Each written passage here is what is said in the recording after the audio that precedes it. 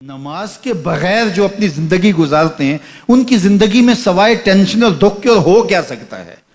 خشوع کے ساتھ نماز کرنا سیکھو. نماز پڑھنے کے بعد آپ ہلکے پھلکے پاؤ گے اپنے آپ کو. رقت کے ساتھ اللہ کے حضور گڑ گڑاتے ہوئے سجدے کرو, اس کا اپنا سرور پاؤ گے.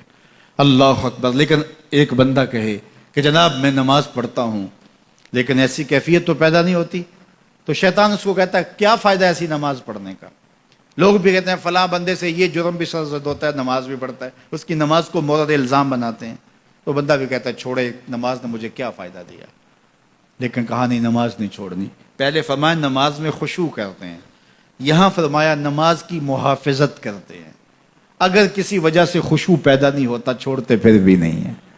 یہ اللہ کا فریضہ ہے. محدث کچھوچوی علیہ رحمہ سے ان کے ایک مرید نے کہا حضرت نماز پڑھتا ہوں لطف نہیں آتا, مزہ نہیں آتا.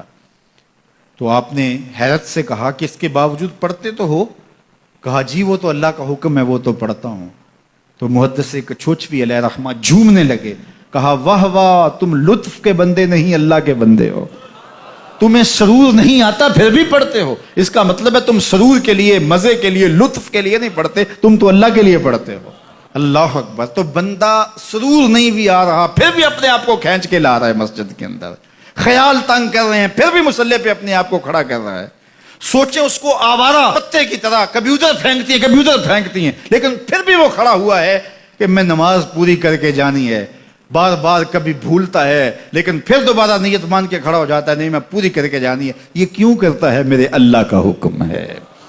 تو خشوع کی وہ کیفیت نہ بھی ہو تو کہا محافظت پھر بھی کرتے ہیں. یہ خوش نصیب لوگ ہیں. اولئک هم الوارثون, یہ لوگ وارث ہیں. یہ لوگ جن میں یہ خوبی ہیں یہ وارث ہیں. کس چیز کے وارث ہیں؟ مال کے, دولت کے, کوٹھیوں کے, کاروں کے, محلات کے.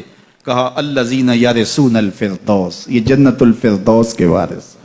ہم فیہا خالدون, اس جنت سے وہ کبھی الگ بھی اس میں ہمیشہ رہیں گے. چونکہ موت کو بھی موت آ چکے گی, اب موت بھی نہیں, اب ہمیشہ رہیں گے.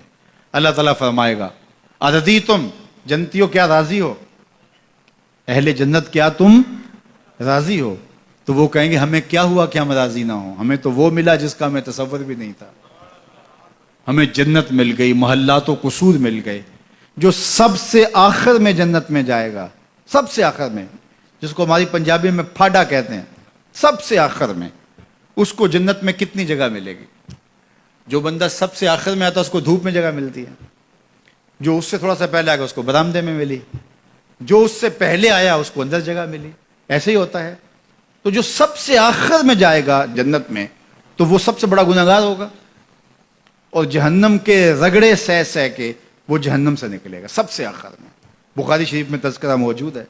اللہ کے حضور حاضر ہوگا اور اللہ اس بندے کو کہے گا بتا کیا چاہیے. وہ کہے گا مالک مجھے یہ چاہیے. اللہ فرمائے گا لک ما تمنیت, جو تو نے آرزو کی جا سب کچھ میں نے تیری جھولی میں ڈال دیا, اب جنت میں چلا جائے. اب اس کو تو یہ ہوگا سایہ دیوار میں جگہ مل جائے تو غنیمت ہے, جنت کے کسی درخت کے نیچے جھونپڑا لگا لوں تو کافی ہے, چلو کوئی 2 مرلے کا 3 مرلے کا کٹھیا بھی مل جائے تو کافی ہے. اس کے لیے تو اتنا ہی کافی کہ جہنم سے نکل گیا. لیکن اس کو کہا جائے گا جا جنت میں چلا جا, اور تیرے لیے جنت میں دنیا سے 10 گنا جگہ ہے. دنیا سے, بخاری کی روایت, 10 گنا جگہ. یہ 7 بر اعظم پہ پھیلا ہوا جہاں, اور اس کو 10 سے ضرب دیں, اتنی جگہ اس کی ہے جو سب سے آخر میں جائے گا.